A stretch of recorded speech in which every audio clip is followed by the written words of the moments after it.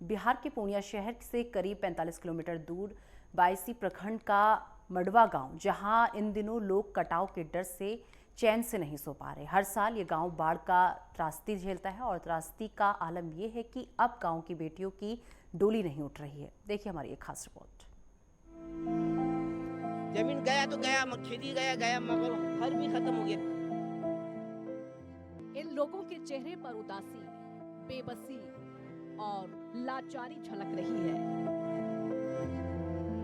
हो भी क्यों ना, क्योंकि महानंदा नदी सब कुछ छीन चुकी है।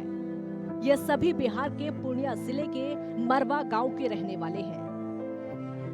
मरवा गांव में कुछ लोग ऐसे भी हैं जिनका सुख, चैन, नींद सब कुछ हराम हो चुका है। उन्हें यह खौफ सता रहा है कि रात को वो सोए और महानंदा नदी निकल ना जाए।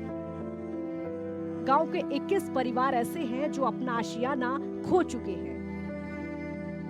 यही नदी किनारे लेकर के परेशान, हमारा पूरा तो जमीन गया तो गया, खेती गया, मगर घर भी खत्म हो गया। देखिए आगे मेरा मकान था, वहाँ से पीछे हट गए तब भी नदी नहीं छोड़ता है। दिक्कत आ रही है, बहुत ज्यादा तकलीफ हो रहा है।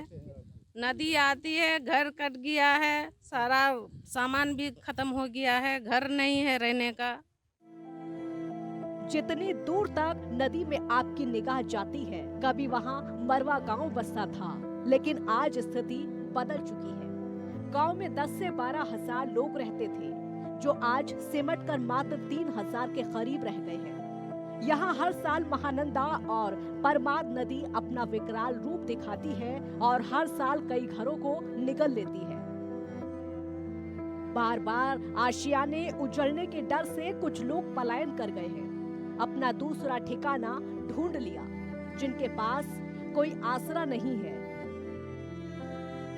आज भी अपने भाग्य के सहारे इसी गांव में खौफ में गुजार रहे हैं। परेशानी है, लत्ती उछाल मारे आदमी, भगवान देश नहीं बचे, गौरू बहने भागते आदमी। इनका ये बता रही हैं कि नदी जब उछाल मारता है तो नदी का पानी जब ऊपर आता है तो डर से भाग जाता है। और इतने छोटे छोटे बच्चे हैं, बच्चा छुआ है, छुआ पकाने भागे आते कौन स्कूल भेज पा रहे बच्चा को, माल जा जाते। हां माल जा कने बाल पानी होते त कने छुआ स्कूल जेबे, ये नहीं जेबे खवार तो मुश्किल है, खवा नहीं मिलो छे। दिक्कत हम लोग का हालत खराब हो जाता है जिस वक्त पानी उछाल मारता है, समझे। यहाँ रोड कर जाता है, जब रोड कर दिया तो हम लोग। यहाँ त्रासदी का आलम यह है कि न लड़कों की शादी हो रही, न गांव की बेटियों की डोली उठ रही। यहाँ तक कि रिश्तेदार गांव में आने से हिचकते हैं। रिश्ता आता है आकर के फिर भाग जाता है। आप अपनी बेटा बेटी का शादी कराए हैं? अभी तो नहीं करा है, मैं कराने के लायक है, मगर आते हैं और रिश्ता करने के लिए नदी का चक्कर देख करके, घर देख करके भाग जाता है। नदी के हाँ, हमारा एक ही लड़की है, हमारा आता है रिश्ता, एक ही लड़की है। रिश्ता आता है वापस चला, कहता है कि यहाँ नदी है, घर अच्छा नहीं है, तो ये नदी में यहाँ बिल्डिंग बना, बिल्डिंग का घर खोज रहा, ये कैसे बनाएंगे घर? घर नहीं है, कैसे शादी दिलाएंगे, कैसे घर रखेंगे, कैसे बचाएंगे? लड़का वाला देख के भाग जाता है। क्या बोलता है? बोलता है जो घर नहीं है तो कैसे शादी करेंगे, रोड नहीं है, उधर लद्दी छे, कटान छे, महानदा छे, तो कन्ने शादी उधर करमू तो भाई रिश्ता आवश्य छे, वापस से चले आछे, रिश्ता आवश्य छे, वापस से चले आछे। आ बार बार देखो आवश्य छे लद्दी, मगर कुछ नहीं करो छे। अच्छा रिश्ता नहीं आता है, इसलिए कि यहाँ नदी कटान से देख करके भाग जाता है। यानी शादी करना नहीं चाहता, इस गांव में शादी करना नहीं चाहता। लड़का लोग आते हैं, देख करके चले आते हैं। गांव के मुखिया प्रतिनिधि बताते हैं कि त्रासदी को लेकर वो सभी अधिकारी को सूचना देकर थक गए हैं। सीएम तक को भी मेल किया, लेकिन समस्या पर आज तक किसी ने ध्यान नहीं दिया।